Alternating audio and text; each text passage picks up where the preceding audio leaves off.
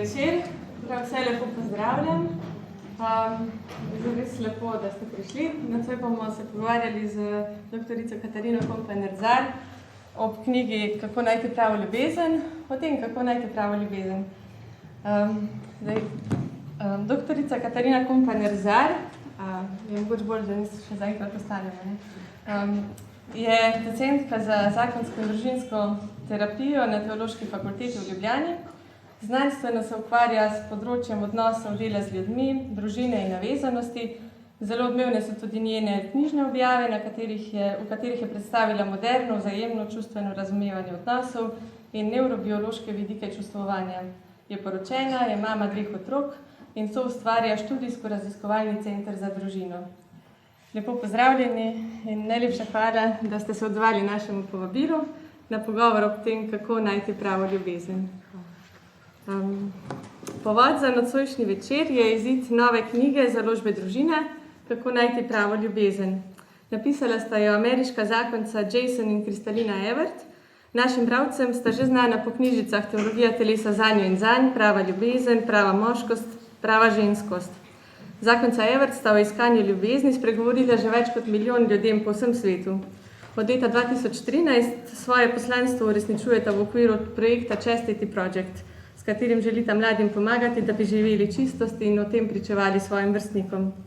Njuna knjiga ima podnaslov 21 skrivnosti za ženske in čeprav sta je napisala za ženske, je to knjiga, ki bo brez dvoma zanimala tudi moške, ki želijo vedeti, kaj si ženske želijo in po čem hrepenijo. Tako da sem zelo vesela, da ste danes tudi fantje z nami. In knjiga je napisana zelo konkretno, je napisana brez sprenevedanja in tudi zelo osebna je. Pravita, da sta jo pisala več let, vsako besedo tako, kot bi bila namenjena sestri ali najboljši prijateljici. Moški in ženski vidik se prepletata, moški nam pomaga vsaj bežno uvideti, s kakšnimi strahovi in hrepenenji se ukvarjajo fantje, ženski pa nas rahločutno spodbuja, da prava ljubezen obstaja. V tej knjigi bo najin cilj, da vam ponudiva vizijo prave ljubezni, upanja, da obstaja, zaupanja, da ste je vredne in način, na katerega jo boste našli, sta zapisala Jason in Kristalina Evert. Moje prvo vprašanje za našo današnjo gostjo pa je, kako sploh prepoznati pravo ljubezen? Čisto preprosto vprašanje. En v 3 rešili pa je, ne. To je eno zelo globoko pa ključno vprašanje in po moje si ga je vsak od nas postavil že 1 milijonkrat, a ne da. Tako, ko rečeš, a je to, a ni, a bom sploh vedela, da je to, a se lahko oddahnem, pa ravno ko se oddahneš, pa se pa nekaj zalom. In po eni strani je to zelo splošno, zelo naravno, zelo tako pogosto vprašanje, po drugi je pa čisto napačno. Ker ljubezen ni nekaj, kar bi moral iskati, ampak je nekaj, kar pride samo, če išče sebe, ne. Kaj hočem s tem reči? Ženske smo po naravi narejene tako, da ne moramo, da ne bi čutile, da ne bi hotele biti v odnosih. In tisto, kar je za moške največja mora ob nas, pa hkrati največja privlačnost, je to, da mi čutimo tudi, če nočemo. Najprej začutimo, pa včasih celo premislimo, kaj smo začutile. Večinoma pa začutimo, pa kar odreagiramo, ne. Medtem ko moški imate včasih to možnost, da kaj še premislite, ne, da začutite, premislite pa pol, kaj naredite. Ženske težje do tega prijemo. In ko ženska reče, bom našla pravo ljubezen, si že misli, joj, ne, takoj bom morala vedeti. Čim bom začutila, bom že morala prepoznati. In si malo vzamemo to pravico, da bi rekla, nekaj sem začutila, ni to lepo. Zdaj sem pa vsedno pa malo prepustila tem čutenjem, da se mi bo ljubezen sama razkrila. Ker če mi uganemo, da en fant nas ima zares rad, Bog je on, ker nima več izbire, ne. Če pa mi rečemo, ob njem pa čutim, da bi pa to lahko bilo to. In mu damo možnost, da nam to pokaže, potrdi, da se tudi on malo spogaja z nami, potem je pa to precej bolj poln, pa precej bolj zanimiv odnos. In bi tako rekla, pravo ljubezen prepoznaš vnazaj, ne vnaprej. In če hočeš vnazaj prepoznati po, 70 letih, je to bila pa res prava ljubezen, ne. Pol je dobro si na začetku pustiti prid blizu. Meni je dobro si pustiti reči, lej, ob njem sem se začela spraševati, je to prava ljubezen. Dala mu bo možnost, da me prepriča, da je. Kakšna pa je razlika med zaljubljenostjo pa med resnično ljubeznijo? Je, da v resnični ljubezni je zaljubljenost stranski produkt. Ne?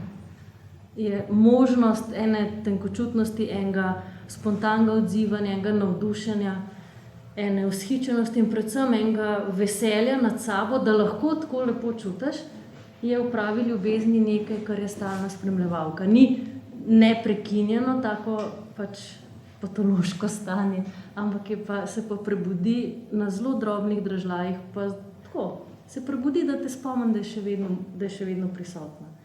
Pomeni, ni res tako, ko se malo klišejsko reče, ja, najprej si zelo zaljubljen, potem priješ pa do prave ljubezni, ki je ena dolgoletna mora v odpovedovanju in tako nekako plus minus se prenašamo drug drugega. Prava ljubezen ima vedno elemente zaljubljenosti. Pomeni, vodi k temu, da so že manjši dražljaji, manj dramatični dogodki, prebudijo tisto hrepenenje ali pa tisto bližino, ko smo začutili zaljubljenost. To je prava ljubezen. Ni enega brez drugega. Mislim, prava ljubezen brez zaljubljenosti ni. Brez sposobnosti biti ranljiv, navdušen nad sabo, presenečen nad drugim, vzhičen in povezan brez truda. Kaj pa vi menite o nasvetih, ki nam jih družba, naprimer filmi, ki jih gledamo po televiziji, ženske revije, govorijo o tem, kako najti pravo ljubezen, oziroma kakšen naj bi bil odnos med moškim in žensko? Odvisno, katero revijo bereš, ne? Ampak se mi zdi, da tisto, kar me sprašujete, je bolj to, kaj narediti z vsem strahom, ko ga dobimo čez take nasvete. In kaj vse bi morala še razviti, kaj vse bi morala še postati, na kaj vse bi morala še paziti, da bi mogoče z velikim trudom in vztrajnostjo in veliko telovadbe enkrat mogoče bila vredna pozornosti enega fanta, ko bi ostal z mano več kot 2 minuti. To je strah, ne? Kaj vse ti še manjka? Kaj pa, če ti nič ne manjka? Ste kdaj pomislili, da vam nič ne manjka? V resnici. Kaj pa, če si tak čisto v redu? Ne, da si že dokončan, ampak si čisto v redu. Da to, kar smo, je eno zelo lepo izhodišče, da z nekom skupaj razvijaš najboljšo verzijo sebe in njemu pomagaš razviti najboljšo verzijo njega. Ne? Ker če bi mi pričakovali, da bomo pri 25, 30, 35 letih ali pa še prej že dokončani, popolni, narejeni tako, da smo res vredni ljubezni po merilih različnih. Več revij, ko prebereš, več meril je. Potem je boljše, da se sploh ne trudimo. Če pa rečemo, glej, tukaj sem, da nekdo iz mene naredi najboljšo verzijo mene in jaz iz njega. To se pa da praktično iz kjerkoli izhodišča. Je pa res, da če živiš z veliko strahu ali pa če je tvoja notranjost zelo zaznamovana s strahom ali z bolečimi izkušnjami, je dobro, da si previden v smislu, da si vzameš dovolj časa, da lahko to narediš. In gotovo malo bolj zahtevno izhodišče, kakor nekdo, ki je že odrasel z eno zavestjo, da glej, iz mene se pa da nekaj narediti. Kako bi se rekla, ti nasveti so tako kot reklame. Vidiš, kaj ne rabiš. Zato je dobro včasih pregledati te revije. Pa si dovolj reči, s čim vse se mi ni treba ukvarjati, bravo jaz. Jason in Kristalina Evert v knjigi Kako najti pravo ljubezen začneta z vprašanjem o zmenkih. Podata seznam tipov moških, ki se jim je bolje izogniti, kot pa hoditi z njimi na zmenke. Kaj pa vi pravite, kakšen je po vašem mnenju dober zmenek? Jaz sem se toliko smejala, ko sem to prebrala. Mislim tam v knjigi. Ker res ne vem, če obstaja še kakšen drugačen tip moškega, kot tih, ko so našteti. Ja, seveda. 10 tipov moških, ki se jim je dobro izogniti. Prvič neodločnež, drugi težaven otrok, znan tudi kot nevzgojenec, tretji potujoči hormon, četrti hinavec, peti obsedenec z nadzorom, 6 starejši moški, 7 kvantač, to pomeni taki grdo govori, 8 skesani prešuštnik, 9 duhovni pritlikavec in 10 moški, ki brez spleta ne najde ženske. Na No, kratko. mislim, je še kakšen drug tip, ampak vsak je malo nedograjen, kakšni so bolj ekstremni. Ampak v bistvu, bi tako rekla, pravi zmenk ni zmenk s pravim moškim. Pravi zmenk je zmenk s pravo mamo. Jaz lahko imam idealnega moškega za zmenk, pa to ne bo pravi zmenk, če bom jaz tam popolnoma trda od strahu in ne bom znala tega niti priznati sama sebi, niti priznati temu moškemu ali fantu. In bom samo čakala, idealen moški, kaj naj naredim, da bo ta zmenk idealen. Idealen zmenk ali pa dober zmenk je zmenk, kjer sem jaz lahko taka, ko sem. Razkrijem samo to o sebi, kolikor je zame varno in se s tem fantom lahko sproščeno zabavam. To pomeni včasih, da si skupaj 2 minuti in si samo izmenjaš zapiske za faks. Včasih pomeni, da zdržiš celo 15 minut skupaj na eni kavi in ne zmanjka tem za pogovor, ne pridejo take tesnobe, da ali se primeš za rokavice, če ne omedliš. Včasih traja lahko 2 uri, celo kaj, greš na en sprehod, pa preživiš, najdeš teme, se pogovarjaš celo uro, to je že uspeh. Pa vreme pa tudi lepo, ne? Tako na vsake 2 minuti. Pravi zmenk je zmenk, po katerem, v katerem, med katerem, pred katerem se počutiš bolj resnično, kakor prej. Zmenk, v katerem lahko ti si samega sebe vesel. To je pravi zmenk. Zdaj, kjer moški za katero žensko je pravi moški, mislim, da ima vsaka svojega. Da tudi, če bi našteli same prave moške, Bog ve, če kakšen od njih bi bil prav zame pravi. Jaz, če se spomnim najnega prvega zmenka s Tomažem, ne vem, če bi to pravi zmenk, ampak jaz sem se super počutila.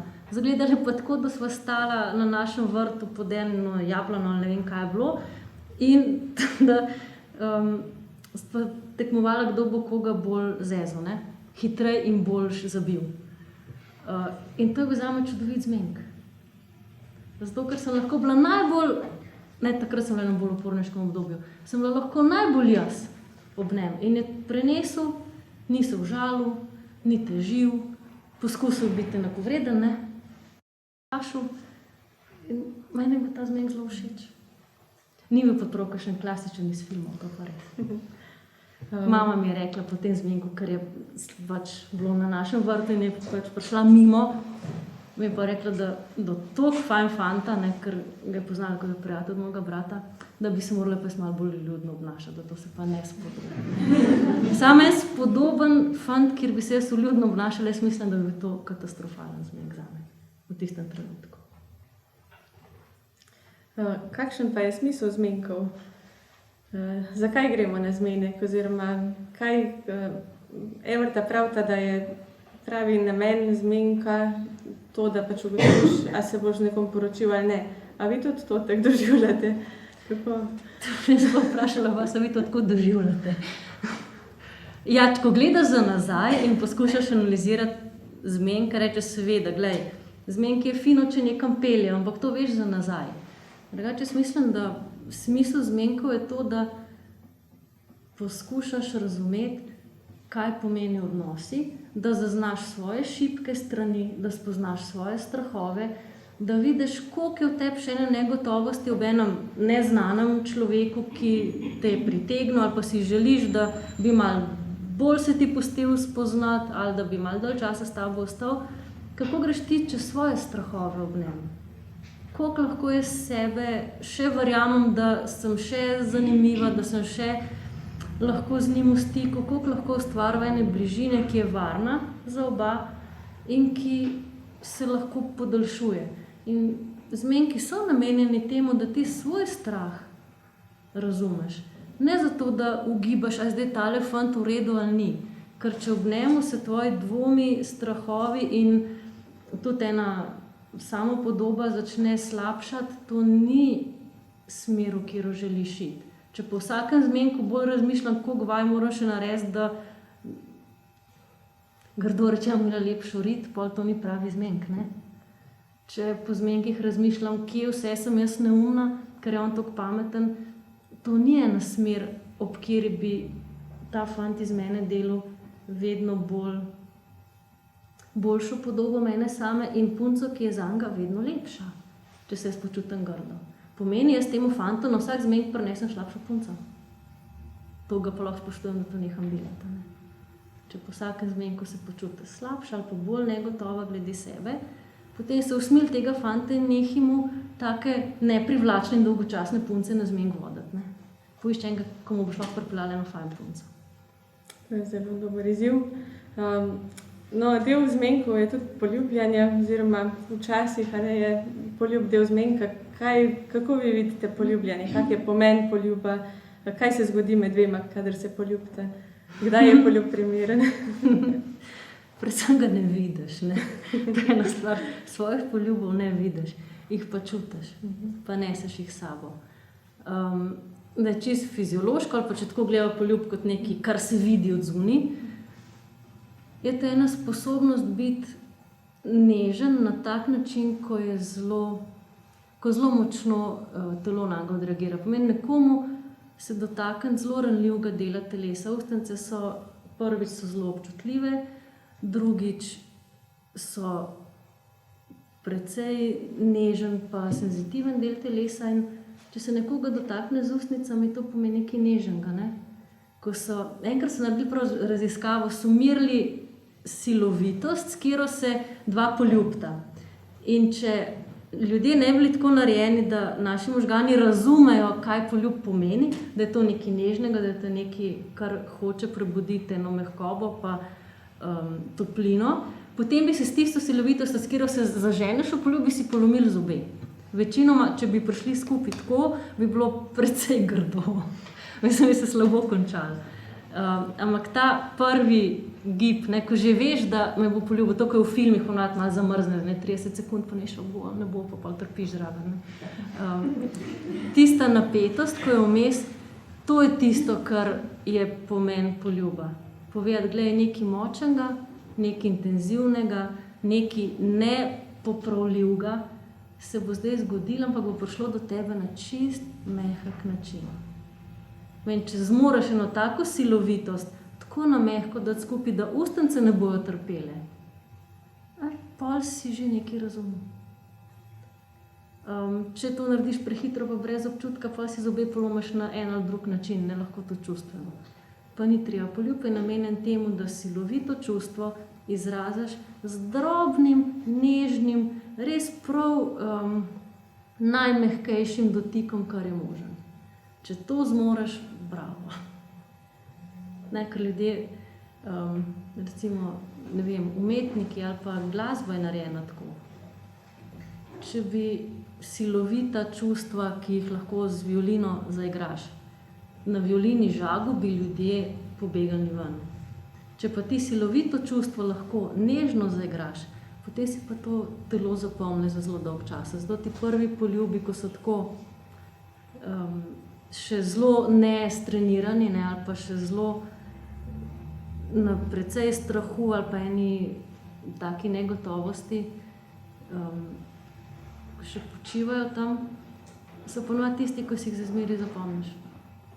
Tam nekje z enega, ne vem, kam to pride, kaj ne vem, 5., 6. razred, ko tako nekje na hitro, pa rojstni dnevi, pa ko se tako da darilo, pa pobegneš, pa kakšen nov let, pa to so tisti poljubi, ko vedno veš, joj, to je pa nekaj toplega ostalo. Najprej so na liček, ne, pri punčkah in fantkih. Kasneje so na ustnice, to je nekaj, kar je ranljivo, to je nekaj, kar te pripada in imaš, da odneseš in da te greje. In je fajn se s tem malo poigravati, v smislu si pustiti dovolj časa, da lahko od poljuba veliko imaš. Poljub je tudi neka govorica telesa, ki sporoča neko obljubo. Poljub je nekaj, kar je zelo potrošna roba. In to je treba resno vzeti. S poljubom se tudi izda lahko, ne? Je obljuba izdajstva. Lahko je poljub obljuba in tudi ga vzameš. Tako prvi poljub pomeni, lej, resno mislim s tabo. Ali pa vsaj mi hočemo to tako razumeti. Ne? Ali pa pomeni, nekaj več me zanima, nekaj več hočem ob tebi doživeti. Je pa res, da vedno več poljubov se da tako malo za brez veze, ker je precej tvegano in precej negotovo dati pravi poljub. Lažje tako malo ljubčkant. En strašno grd izraz imajo najstniki za tako poljubljanje za brez veze. Ampak ga bom rekla, zato ker pač smo spadali k moškim, ki ga zelo govorijo. Zato, ker se mi zdi zelo pomenljiv. On reče, to so malo žvakanja. In to ni poljub, ko bi se rekli poljub obljube. To je pač kar nekaj. To je tisto, glej, nismo še dovolj stari za en resen poljub. Za tak, ne, tako, ko ostane, ko moraš na njega še kdaj pomisliti, ker bi bilo preveč grozen. Pa malo žvakamo, ne, kako že. Pomeni, se delamo, da to nič ne pomeni. Zato, ker je pritisk na to, da bi morali to nekaj pomeniti in da bi morali misel to spustiti prevelik. In kadar je pritisk na spolnost ali na eno tako telesno izražanje naklonjenosti premočen, prehiter in ne na pravem mestu ali v pravih odnosih, potem jasno je treba to razvrednotiti, ker če ne se ne da zdržati. To je tako, ne? Če te nekdo sil banalno hoditi v šolo, ti pa šole ne maraš, ti ne pomaga tega premagovati ali pa se tako te zavarovati pred tem, kaj boš delal v šoli. Težil boš, ne boš se učil, vse ti bo brez veze, tako se začel pretirano grdo obnašati. In če je pritisk na spolnost in na to, kaj vse bi zdaj to morali pomeniti in kako zdaj, če pa nisi še tega probal, pa res grozen, je pa le treba to narediti tako hitro, pa tako brez čustev, da ja te ne bi spominjali na to, da te je strah, da nimaš pojma, kaj bi s tem počel, da te prav malo briga, kaj si kdo misli zaradi tega in da predvsem nisi pripravljen se ukvarjati s posledicami. Mislim, kako bi pa bilo enemu 16-letnemu fantu, ki recimo je malo bolj sproščen ali pa malo bolj tako v družbi, ki to bolj spodbuja, ki se, ne vem, poljublja v enem kratkem obdobju z 10 puncami. Zdaj bo pa vsaka od njega pričakvala, da v njem prijatelj, vse vznoru. Vse ne more. Najprej pa boš tako malo za brez veze se to iti. Tukaj imam tudi naslednje vprašanje, je prav to, še en tak izraz, ki ga mogoče poznate, ali pa tudi ne, best friends with benefits. Ja, da spiš skupaj tako malo za veselje, ne? Zmenek za eno noč, ali pa posteljna prijateljstva. In ženske dejansko pristanejo na to. Kaj vi mislite, kaj vodi in ženske in moške v take odnose, v katerih gre samo za neko zadovoljitev enega poželenja? Pa se ne gre samo za zadovoljitev poželenja. Jaz mislim, da je to res v veliki meri, prepričana sem, odgovor na prisilo, da bi morala spolnost biti taka, kakor si vzmisel en 50-letnik, ko dela revije za ženske. Revij, kjer se govori o spolnosti, ne pišejo 16-letniki, tudi če so njim namenjeni ali pa 20-letniki, jih piše en zagrenjen 50-leten dedec ali babenca, ki ima pač ene plus minus dolgočasne izkušnje ali pa ne vem kako jih statične, samo da jih ima zelo veliko. Pač pišejo ljudje, ki so že daleč od dolgega obdobja, kjer mu je namenjeno to, o čemer pišejo. In ta razširjenost tega pojava, da se rečeš, glej, pa saj lahko pa spiva skupaj kar malo za brez veze, je odgovor na to bombardiranje, kakšna naj bo spolnost, koliko je mora biti, ni dobrega odnosa, če ni dobra spolnost, če že je dobra, pa morate vedeti, kaj je moškim všeč, kaj je ženskim všeč, kaj moški ne marajo, kaj ženske ne marajo. Saj so nam vse pokradili, ne? Jaz prejš, ne vem, MMC ali Sionnet ali ne vem kaj, ima zmerjen na svet, kaj še vse bi moral početi, da bi bilo v spolnosti v redu. Pa komu se ljub s tem ukvarjati? Jasno pa reče, da je greva sam skupaj spat, ne bova komplicirala. In na nek način imajo prav, čeprav si delajo hudo krivico. Ampak imajo prav. A lahko nam date že enkrat mir? Saj bo pač tako, ne? Nočemo se z vsem tem soočati, kar naj bi to zdaj pomenilo. Ampak še lažje bilo reči, pa saj bomo sploh ni treba. In tisto, kar me zanima, tudi iz Amerike prihaja od terapevtke, ko se veliko ukvarjala prav z odnosi z mladimi pari, ko je rekla, meni so bili hvaležni ljudje, ko so rekli, saj vam ni treba. Saj ste lahko prijatelji, ne? Tako ko rečemo, ne bova več skupaj, greva na razen, ampak prijatelja pa ostaneva, ne? To se še da. Kaj bo, če ostaneva skupaj? Če rečemo, bova skupaj, pa vseeno ostaneva prijatelja. In ta spolnost za eno noč je en ponesrečen poskus tega. A sva lahko še prijatelja, če ostaneva skupaj?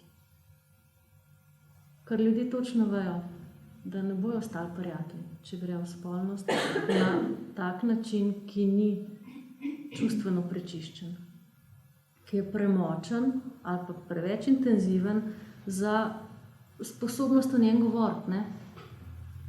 Govoriti v smislu biti ranljiv, povedati, lej, ne, to me zanima, kaj ti zdaj razmišljaš.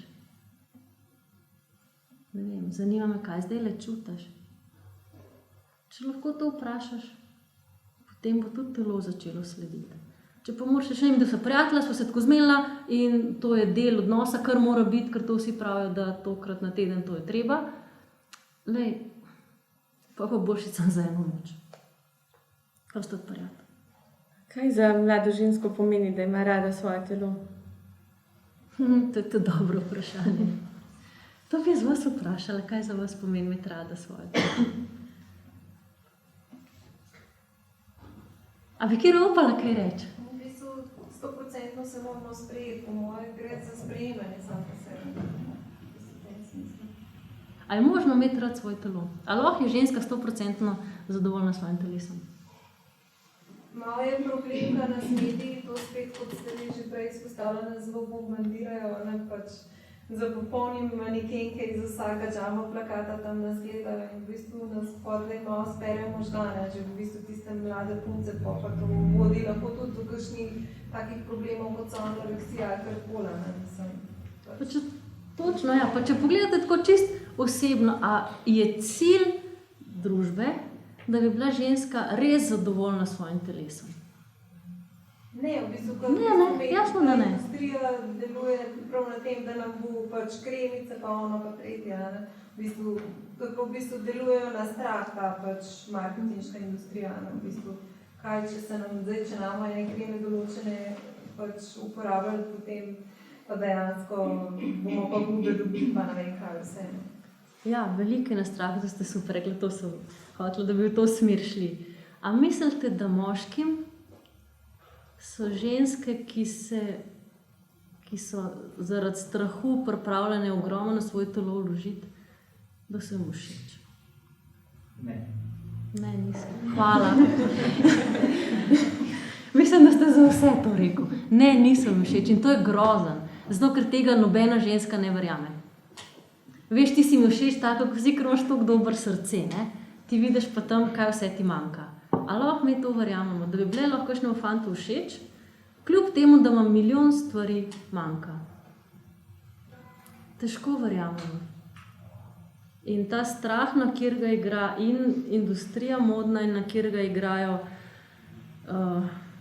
pač kozmetična industrija, pa še malo farmacije zraven, je točno tisti strah.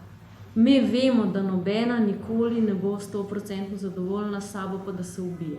Nikoli. In je brez veze se truditi. Nobena ne bo nikoli zadovoljna. Manekenke, vrhunske, s sabo zadovoljne niso. Nobena. Na momente mogoče, ampak vedno je še nekaj, kar lahko zboljšaš, ne? Vedno je še nekaj, kar ima ena druga boljš. To med manekenkami pač so tržno blago in se morajo skozi primerjati. Ampak ženska nikoli ni svojim telesom zadovoljna do konca. Razen,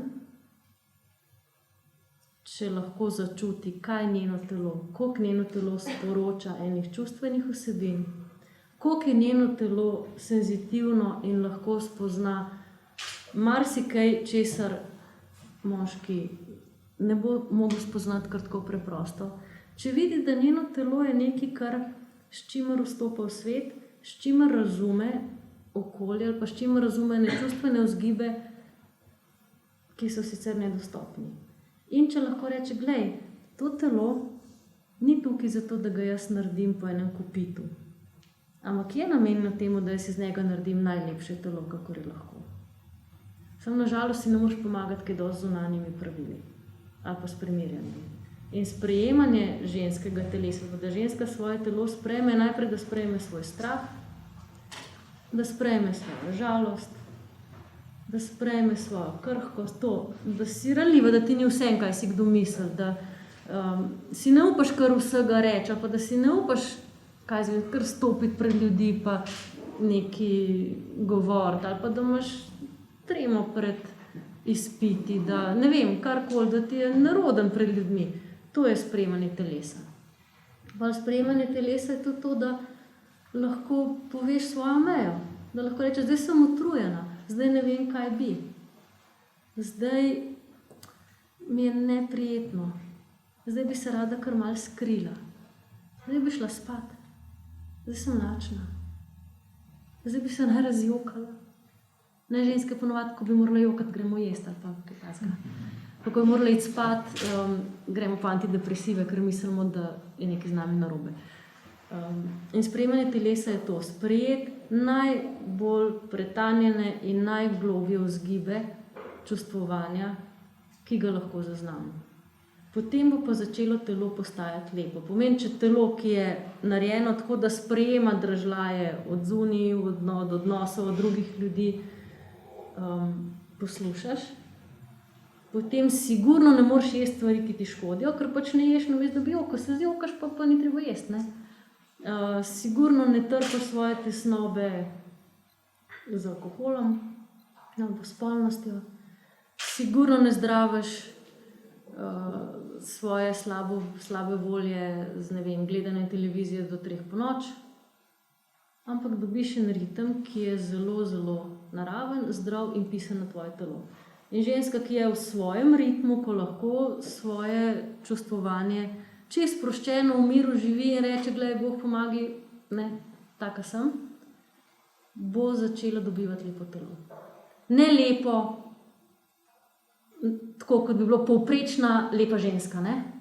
Ampak lepo, kakor je njeno telo lahko najlepše. To pa mislim, da je moškim privlačno. Če je ženska najlepša, kakor je lahko ona, kakor je njej dano biti lepa. Pomeni, da ni treba, da če ima 1,60 m, nos 20 cm pet, ker bi rada bila večja in potem, ko jo vidiš samo to, ima Boga punca, koliko trpi, ko nima 1,80 m, ne? Da ni treba, če ima 1,80 m, v čepe hoditi okoli in reči, joj, zelo pa rada manjša. Ne, glej, imaš 1,80 m, vesela bod. Ne zato, ker vse ostale so manjše, ampak lej, poskusi razumeti, kaj to tvoje telo lahko naredi, kaj to tvoje telo lahko razume, kaj tvoje telo lahko čuti. In če imaš 1,80 m, imaš malo višje kriterije za moške, ne? Kar tudi ni slabo. Ko smo pri kriterijih za moške, Jason Evert je napisal v knjigi: Fant ne potrebuje 3 let skupnega življenja, da bi vedel, da se želi poročiti z vami. Včasih se znajde dekle v odnosu, kjer je fant leta dolgo ne zaprosi za roko, ona pa čaka, kdaj bo to. Kaj se dogaja v takih odnosih in kakšno rešitev vi predlagate? Meni se taki tako smilijo. Res tako hudo. On je ne prosi za roko, zakaj? Zato, ker moški ni ravno, da bo 150-krat prosil, pa bil zavrnen vsak dan 10-krat. Ne? In ob ženski, ki se niti ne upa o tem spregovoriti, da čakaj, kaj pa mi dva sploh počneva skupaj, ne? Ali pač kakorkoli, bo kaj čutil tak moški?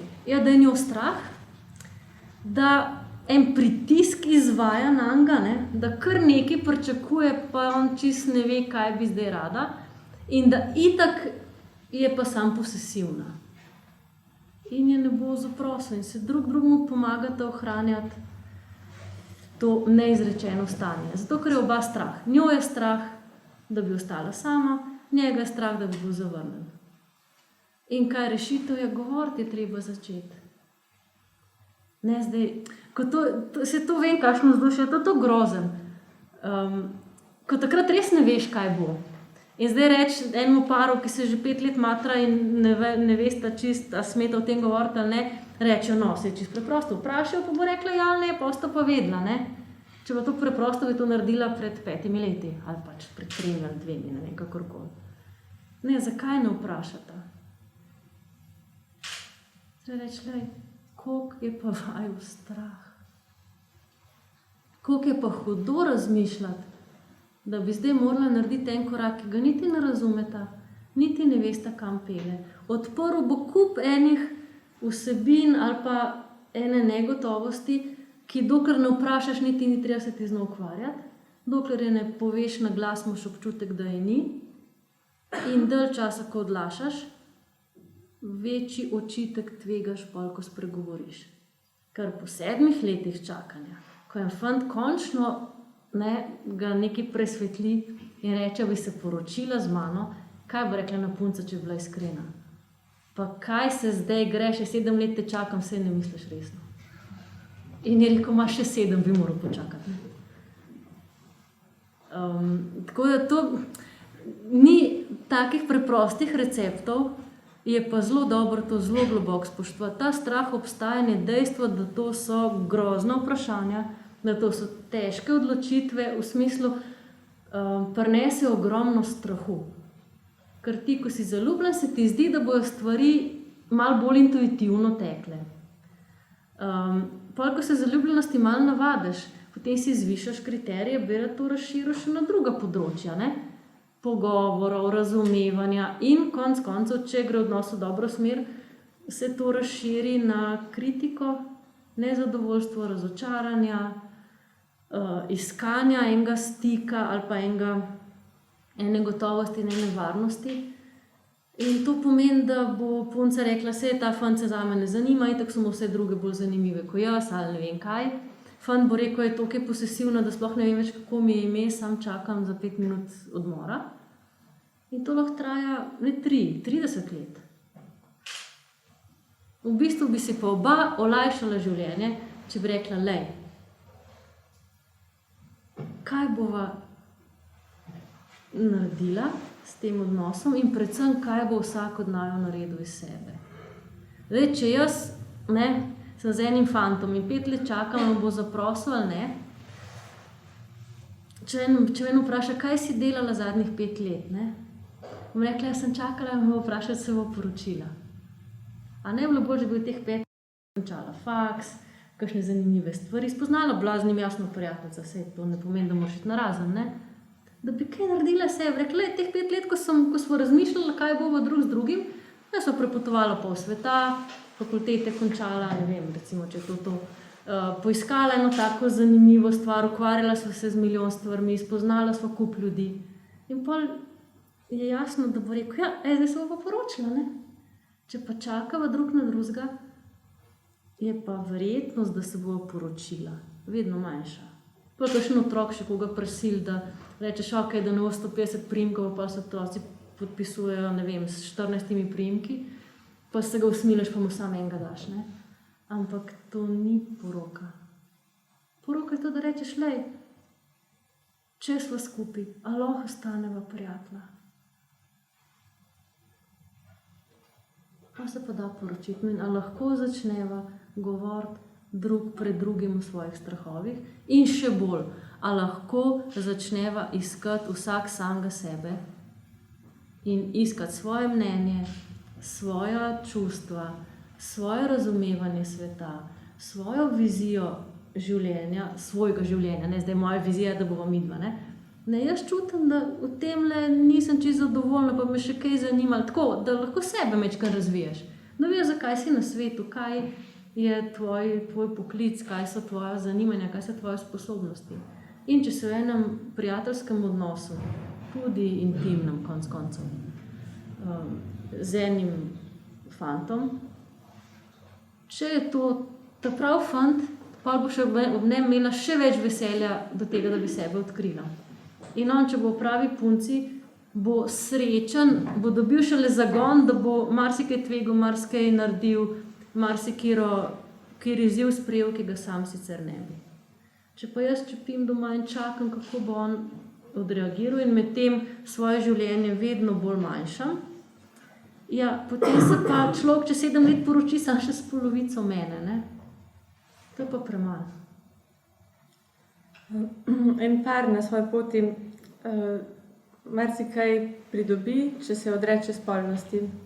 Prav ta Everta. Kaj pa vi mislite, kaj prinese recimo ta predzakonska čistost v odnosu, vzdržnost, kaj paru lahko prinese, kaj lahko pridobi na katerih drugih področjih? To je tudi tako zvito pa dobro vprašanje.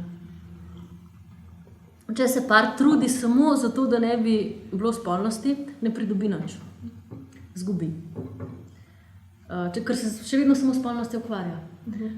Problem čistosti ni zdaj, kaj fizično, konkretno si boš ti zadal in se pol za muko dušo odpovedal, ne? Ampak da si rečeš, lej, ni nama treba ničesar v odnosu tvegati, ničesar narediti, ničesar, z ničemer se matrati in si vzeti kot eno, ne vem, višek poguma, kar ni popolnoma očiščeno strahu. Ne strahu pred nosečnostjo pa spolno prenosljivimi boleznimi, ampak čisto preprosto strahu pred tem, kaj bova midva s tem pol počela. In ena stvar, pač ena značilnost mladih možganov tam od 15 do 25, je ta, da se popolnoma zavedajo vseh nevarnosti in vsega, kaj bi bilo prav in kaj ne bi bilo in kaj hoče in kaj nočejo. In drugo to, da jih to prav nič ne briga. In to je čista resnica, ker so možgani tako narejeni. Narejeni so za iskanje novosti, narejeni so za razširiti svoj svet, narejeni so za čim bolj življenje objet, hkrati pa so majčken anestezirani za nevarnost. In majčken manj strahu čutijo, kakor bi bilo nujno potrebno, ne? In zato kljub temu, da vse vejo, jim to nič ne pomaga. Razen na področju spolnosti, tam je pa vedno nekaj narobe. Tam je pa najhitreje se da začutiti ta strah nazaj. Pomeni, če se en par spusti v spolnost, ne da bi vedel zakaj, če je to samo na impuls narejeno, ali pa ne, ker je kar umrl, ali bom kar umrla, če se ga ne oklenem zdajle. Potem bova hitro začutila in en in drug, da je treba dati temu en epilog. In če pride do enega stika, ki nima praktično nobenega pametnega smisla, razen da je odgovor na en impuls, potem se bo s tem treba ukvarjati. Pomeni, ali naslednji dan ga vidiš z eno drugo in pa se s tem ukvarjaš 100 let, ali bo on videl, da v bistvu ta punca pa neumna, pa bo pa samo kretena počutil. Ali boste rekla, joj, zdaj pa je tako, zdaj pa, a jaz sploh še smem iti, ne vem, na študentsko izmenjavo, bom njo 3 mesece samo pustil, v bistvu sem pa že odgovoren za njo, ne? Prijo vprašanja, ki v tistem obdobju nima nobenega smisla in niti niso rešljiva. In jaz bolj kako reči, ja, zdaj se pa odpovejte, pa zamrznite, ne? Včasih se to tako razume. Samo če ti ne spiš skupaj, bo pa vse v redu. Ne bo vse v redu. Tudi to ne pomaga. Če ne spiš skupaj, imaš vsaj možnost, da začneš govoriti. Če še to si uničeš, pa boš še manj govoril. Ampak pomaga pa ne samo po sebi, tukaj ni teh receptov. Ti pa omogoči razmišljati o tem, kaj pomeni biti skupaj. Če ti rečeš, ne bom jedel sladkarij, ali zdaj, ko je moderno, ne jesti, ne vem, glutena, vsaj pogledaš napako in ga je not glutena ali ni. In pri spolnosti vsaj to bi lahko pogledal, no? A ti je res do tega ali ti ni. Predno reagiraš. In je bolj komplicirano, kot sem reči ja ali ne. Ampak je treba reči, ne, jaz hočem tega fanta poznati. Jaz hočem, da on mene pozna. Jaz hočem, da med nama je stik, ko bo ostal. Ampak nisem pa pripravljena se ukvarjati z vso zgago, ali pa z vsemi vprašanji ene vzburjenosti, odziva na spolnost, razmišljanja, kaj a to jaz hočem, ali on hoče, ali zdaj bom jaz to rekla ja, zato ker pol bo on mislil, da ga imam jaz raj, pa pol ne bo šel stran. Ali bom rekla ne, zato da bo, ker itak ne verjamem, da me ima rad. Ali bom rekla ja, zato ker mene to malo zanima, pa je ravno toliko neumen, da bo za to. Tle je nobenega spoštovanja. Jaz mislim, da tukaj pri temu, a iti v spolnost ali ne, imamo ženske večjo odgovornost. Ne zato, ker nas je bolj strah, pa tudi ne zaradi nosečnosti, ampak zato, ker prej začutimo, kaj bi on rad. Prej razumemo, kaj bi fant rad. In prej mu lahko to damo, ne da bi uspele čustveno temu slediti. A se to razume? Ne čista, ne? A ni tako obratno, da je to za moške? Da damo res, da bi uspeli čustveno slediti? Moški ne morete preprečiti, da bi vas, mislim, kako naj to lepo povem.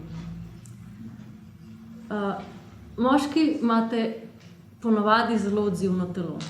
In če pride pravi trigger, težko preprečite odziv. In če ženska na to igra, bo hitro vas spravila v stanje, v kakršnem misli, da hočete biti. Ne, da bi karkoli čutila. Lahko tudi moški reče, ja, pa tam ne, pa se malo igra, ampak moški nekako težje ima distanco do tega, no? Ženska pa lahko imamo. In fantu sam da tisto, kar misliš, da on hoče zato, da bo potem on vsaj začel razmišljati o tem, kaj ti rabiš od njega, je v bistvu nagrda manipulacija in veliko nespoštovanje fantom. Za moje pojme. Kot da je naš valca tako legamal, ne? Je igranje s fanti. Fant ne more takrat ravno presoditi, a ti si tam ali ne, zato ker ga prehitro odnese. Ti pa to veš. In če tebe tam ni, če ti čustveno ne moreš toliko hitro slediti, kakor on lahko hitro doživlja, potem v bistvu ga zelo grdo potegne za nos. Ne glede na to, kaj čutiš, kaj ne čutiš, tle ne gre za ene faze, kakšne spolnosti ali karkoli. Ampak ti se izklopiš in rečeš mu samo dam, kar hoče. Pa kdo hoče sam dobiti tam, ne vem, da mu vržeš kos mesa? Se niso živali, ne? On bi rad bil s tabo, samo mu telo malo narobe hod. In vemo lahko pomagate, da mu bo telo služilo tako, kot je treba, da res kaj dobu. Ne samo en kos mesa in ti rečeš, ja, okej, ne? Je izkoristil, ampak konc koncev. Jaz sem imela pa kontrolo nad njim. In to ni prav. In kako to krotiti oziroma kaj narediti v takih težkih trenutkih? Predvsem jih dozirati, v smislu jih raztegniti. Vse ti že pri prvem poljubu veš, da ti je zobe polomil ali je bil nežen. In takrat je treba začeti govoriti. Se ne pogovarjati, in kako je zdaj z nama in kaj ti zdaj čutiš, to bo znoro. Ne? To še odrasel moški, ko mi prenese. Jaz sem s terapevtom poročena, pa ne more ravno vedno vsega povedati, kaj čuti. 150krat, koliko bi jaz rabila. Ampak je tako, ženske smo tiste, ko lahko fantu pomagamo, da je skozi navdušen nad nami. Da je skozi lahko v enem stiku, da vsak poljub šteje. Da vsak dotik prinese eno bližino. Vse moški se čisto isti hormoni prebujajo med telesnim stikom kot ženskam. Ravno tako taki majčken otroči, pa taki po povezanosti, po pripadnosti, vse se jim ne prebujajo kakšni posebej borbeni hormoni takrat. To se prej, pa se pa ne. Zato se tako tudi v filmih pa tako neki nasveti modrih žensk, če hočeš kaj od njega dobiti, veš, v katerem trenutku ga moraš vprašati, ker bo rekel ja. In to je res. Samo to se ne dela. In ena sposobnost ženske, da toliko ene suverenosti ohrani, da reče, lej, zdaj le pa res, ne, dajva še govor, bodva še skupaj, držva se za roke, pejva še malo okoli, tako da se raztegne ena ta vznemirjenost, da vsaka stvar, ki jo narediš, potem šteje. Ne samo, hitro pridva skupaj, polomva si zobe, pa so pa Frej. Je Frej ona in je Frej on. In oba se počuta kot kretena. Pomen spolnost ni namenjena temu, da hitro nekaj narediš, da si pol Frej. Spolnost je namenjena temu, da počas prideš v eno tok varno obliko ranljivosti ali pa tok, da si lahko že z nekom povezan, da že ko ga pogledaš, ti je toplo. In da se ti nikamor ne mudi.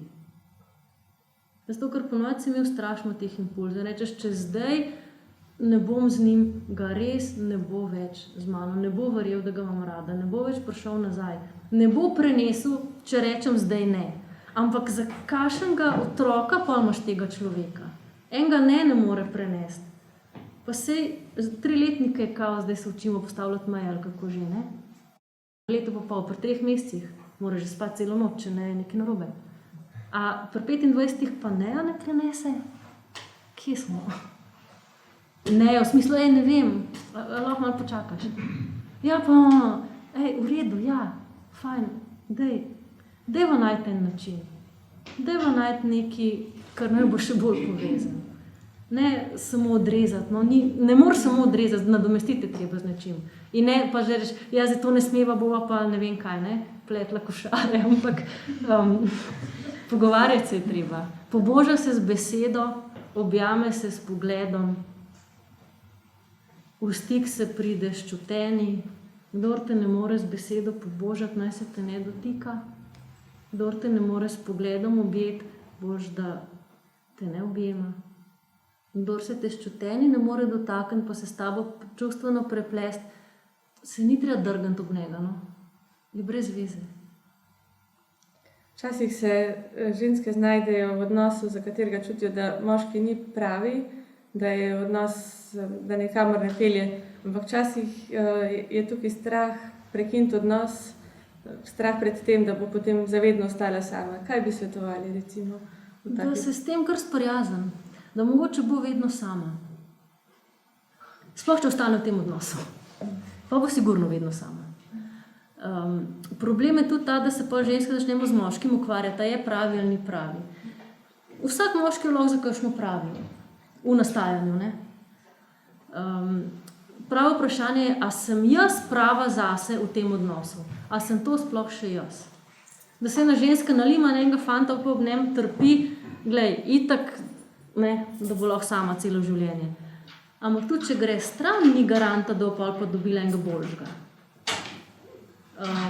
Zato, ker cilj tega, da greš iz enega odnosa ven, ni to, da nekaj izgubiš, ampak da nekaj dobiš nazaj. Meni v odnosih, kjer je veliko strahu ali pa kjer je veliko tesnobe, veliko nezadovoljstva, ker je ena ženska res se tako znajde, jaz ne moram ne živeti, ne umreti, ne? Ko bo šla iz tega odnosa ven, bo dobila nazaj en velik del svoje notranjosti.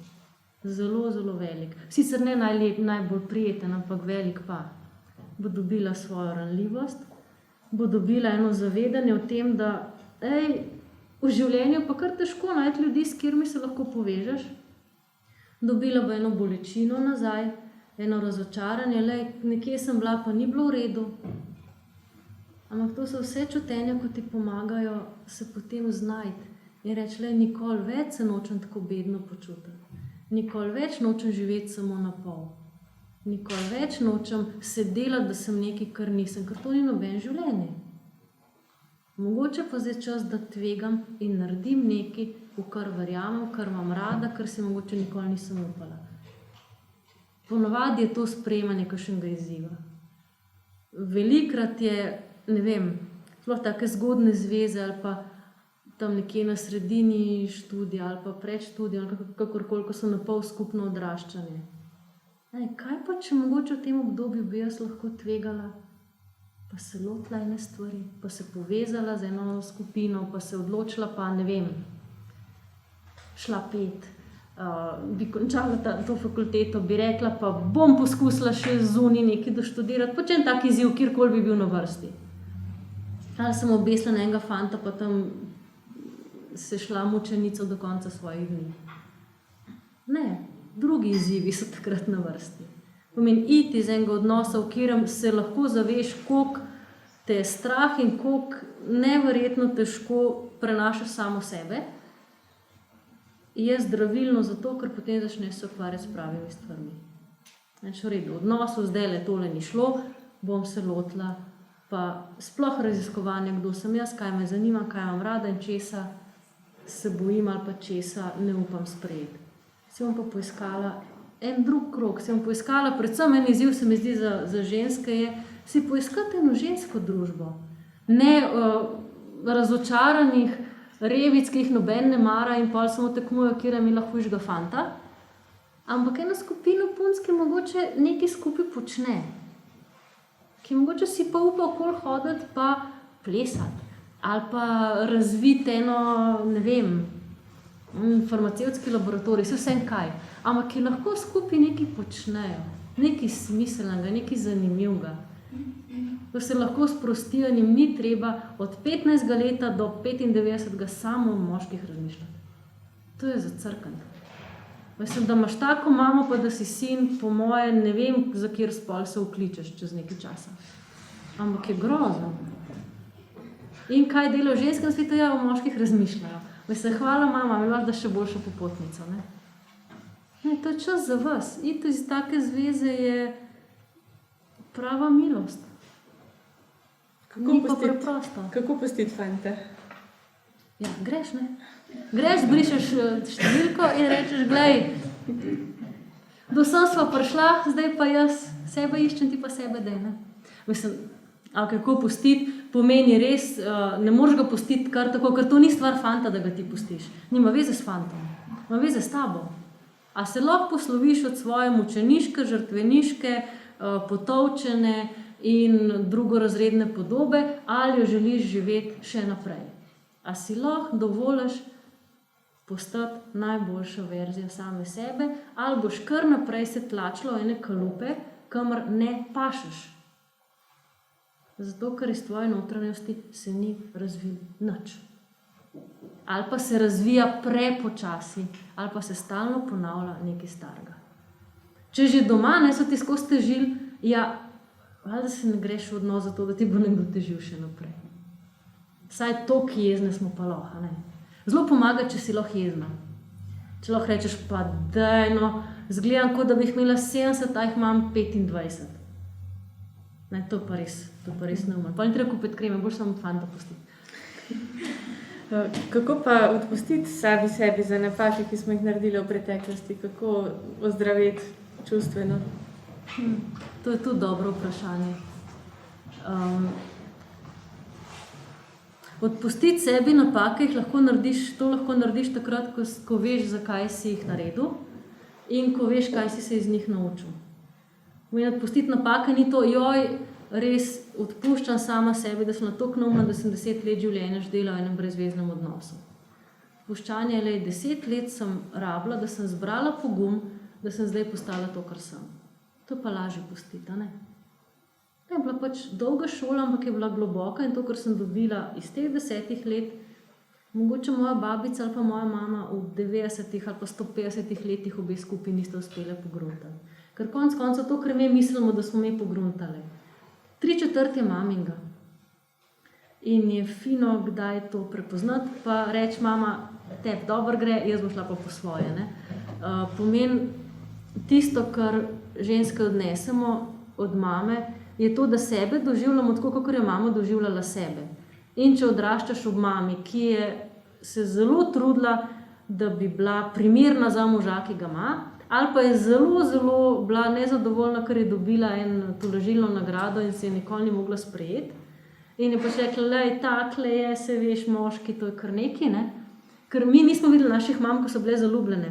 Mi smo videli, ko so bile že precej ostarele v teh odnosih, ne? Meni, da se mame spomniš, pa da te sploh zanima, je tam 10, 11, 15 let, takrat je bila ona že 100 let s tem tipom. In je bila že oranž dolgočasena. In sporočilo je, ali se prilagajaš, ali pa jamraš. In koliko se ti znajdeš pri 25, da si že 5 let se prilagajaš in jamraš, lahko rečeš, lej, to moja mama počne boljš samo od sebe. Jaz lahko naredim nekaj novega. Meni je fino tudi malo se vprašati včasih, Odkot sem se pa jaz naučila takole na se pa na moške gledati, da sem kar s tem tipežem, ne. Pa toliko mi gre na jetra, pa hkrati mislim, da nobenega drugega ne bom dobila. Mama ga ni, ampak ti ga pa lahko. Ampak vseeno, obstaja možnost, če se razidemo, če nimamo fanta, obstaja možnost, da ostanemo same. Kako se soočiti s tem strahom, kako ga premagati? Ja, problem je to, da me ta osamljenost malo zamenjujemo z eno pasivnostjo. Vse biti sam ne pomeni, da nisi poročen. Poročeni so sami še 100-krat bolj, ker še izbire nima več nobene. Ampak ta osamljenost, pred katero me bežimo, je en strah pred tem, da bi se aktivirale. Da boš kar obždela in se ti nič več ne bo zgodil. Nobenega več ne boš videla, noben ti ne boš rekel dober dan. To se lahko zgodi, če se zapreš doma in ne greš nikoli več ven.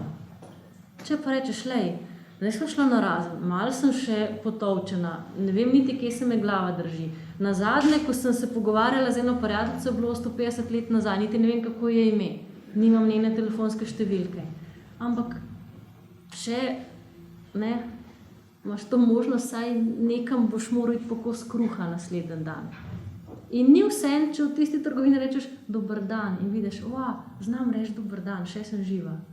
In celo mogoče na prodajalka ti bo rekla, lepo, da si prišla, danes si pa kar sama. Rečeš, ljudje kar vejo, da obstajam, ne? To je zelo neumen primer. Ampak za iz te navidezne osamljenosti iti v svet pomeni, da začneš gledati okrog sebe in vidiš, da na svetu živijo ljudje, ki so ravno tako negotovi in prestrašeni kot ti, ki ravno tako so veseli, če se jim nasmehneš, ki ravno tako jim je všeč, če jih kaj vprašaš in ki ti ne bojo čisto nič zamerali, če boš do njih prijazen.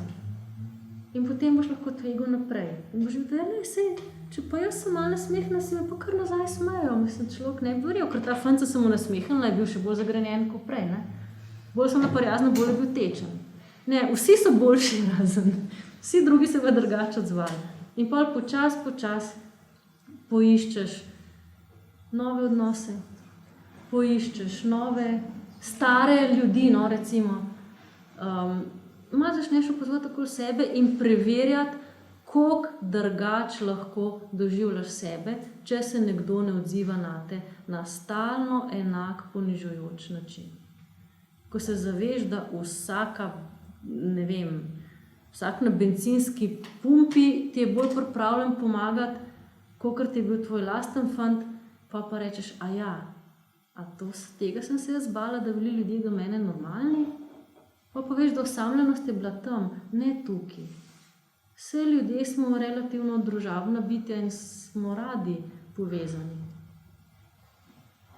In najdeš, samo moraš tvegati, moraš čisto preprosto tvegati in trenirati. Za moške so tako dobro tehniko naredili, kako lahko trenirajo zavrnitve, da se malo na ne navadijo. Ne? Jaz so jih dali eni tisti, ko so pa se hoteli vključiti v raziskavo, so jih dali na vrh tekočih stopnic na enem metroju, tako, ko je milijon ljudi gre, in sem rekla, da mora vsako žensko na kavo povabiti, ko tam gor pride.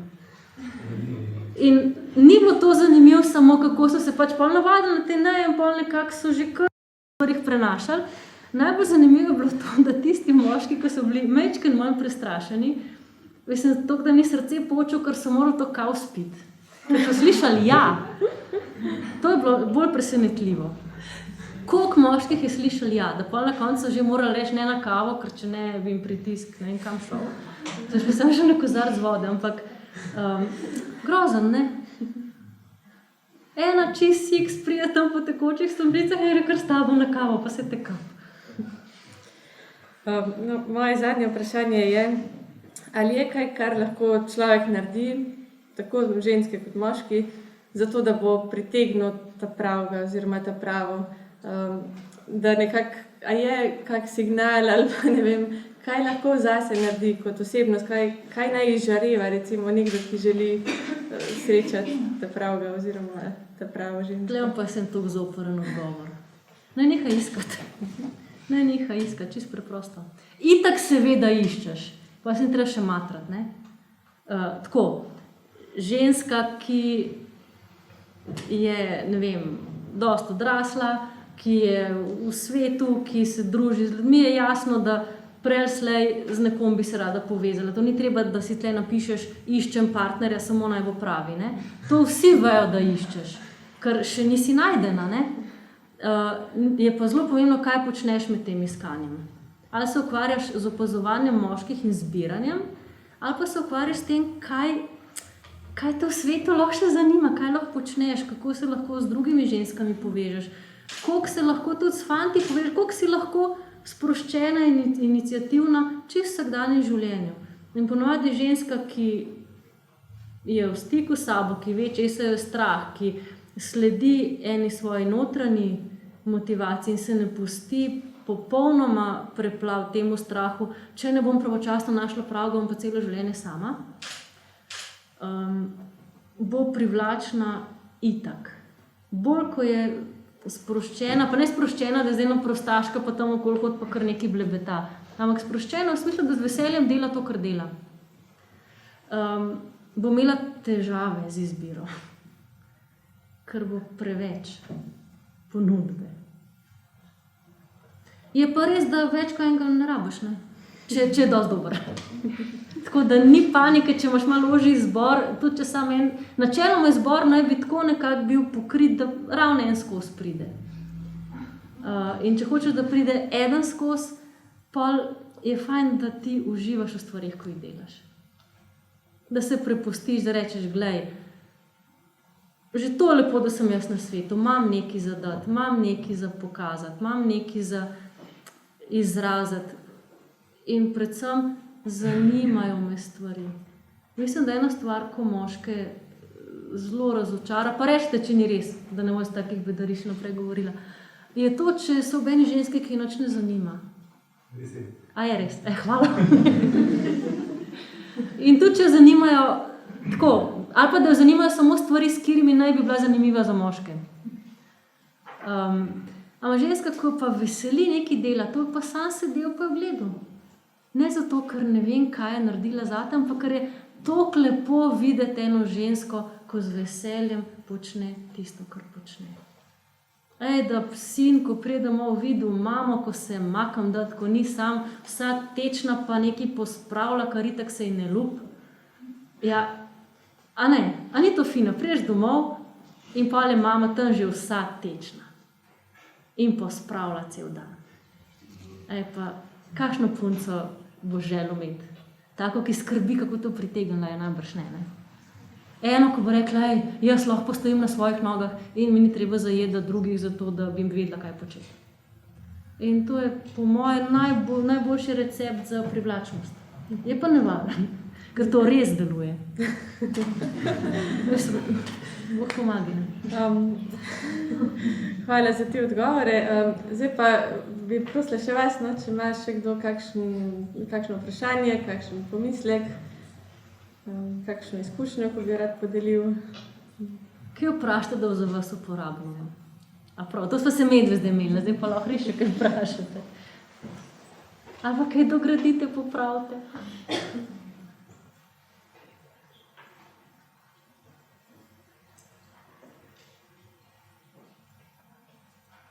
Lahko je začeno.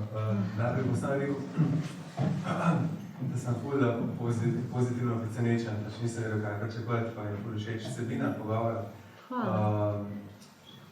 Mene zanima, tako, pač kristjani, navada nekako, da se pač, recimo, če se lahko razmišlja, pa se odpre to Sveto pismo, pa tako, pa se kakšno znamenje nekdaj dobija, Kaj mislite o tem, a je to tako, da dejansko obstaja, da Božja volja, da je bolj naklonjena varianta, da si je Bog zbral eno osebo, in zdaj, če boš pa ti v bistvu to osebo zavrnil, čeprav mogoče ne čutaš s temi zemeljskimi čuti, da boš zavrnil nekako Božjo voljo, ki ti je bila razodeta.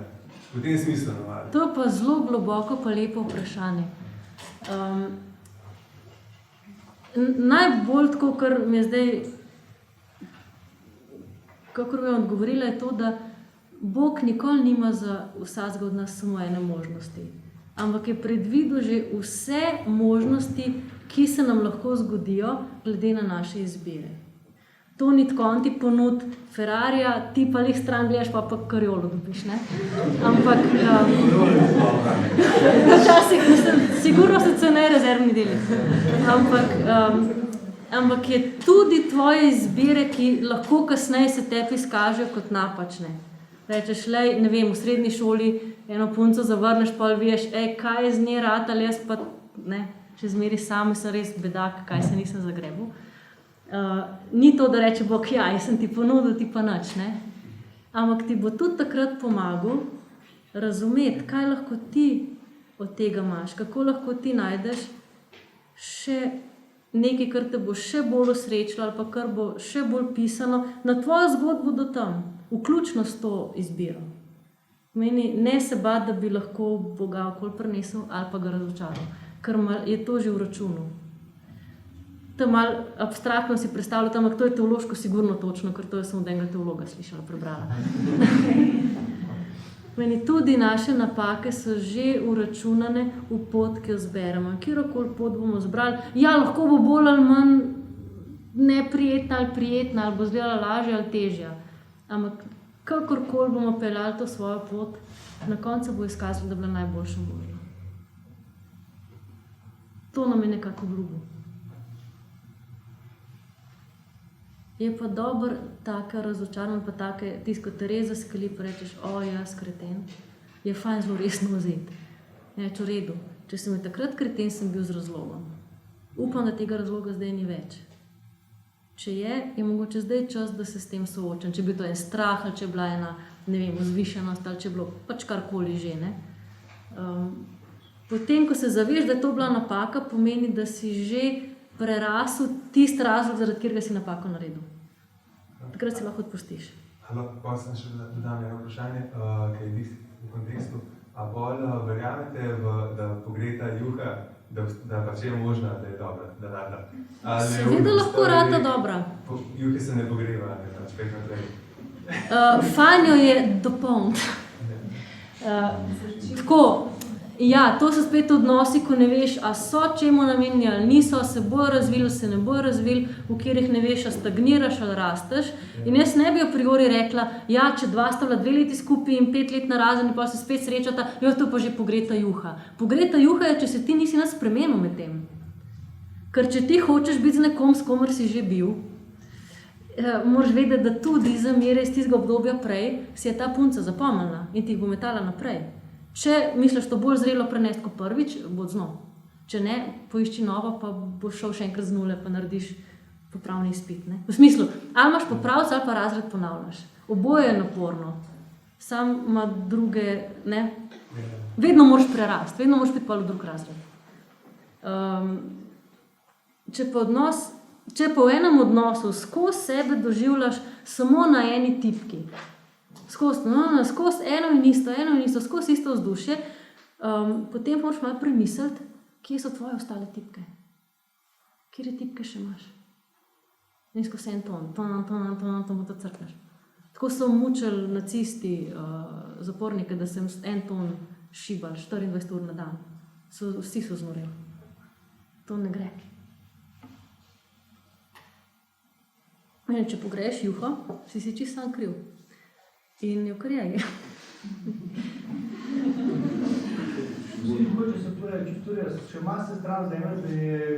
Ja, če jo pa posnameš, mas dol, zakuhaš še kaj, kar si med tem pogruntil, da v juho paše, pa rečeš še dobro, da si jo pogrel, ker zdaj ne bi znal toliko dobre osnove skuhati, kot sem jo takrat, ne? To je pa res. Je pa tudi res, da če juho prevečkrat pogreješ, se pa skisa, pa za stran vreč. Ja, mislim, kje se hranja, so predvini, ko se zunim. To, ja. Hvala.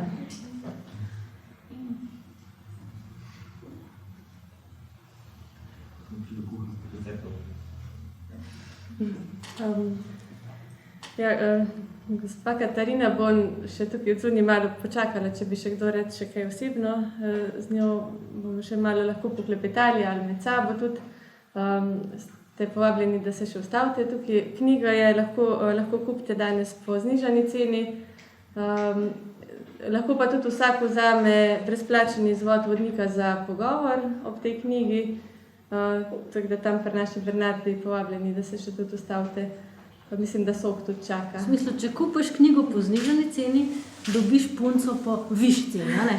Več vredno punco, okay. Ali pa fanta. Hvala.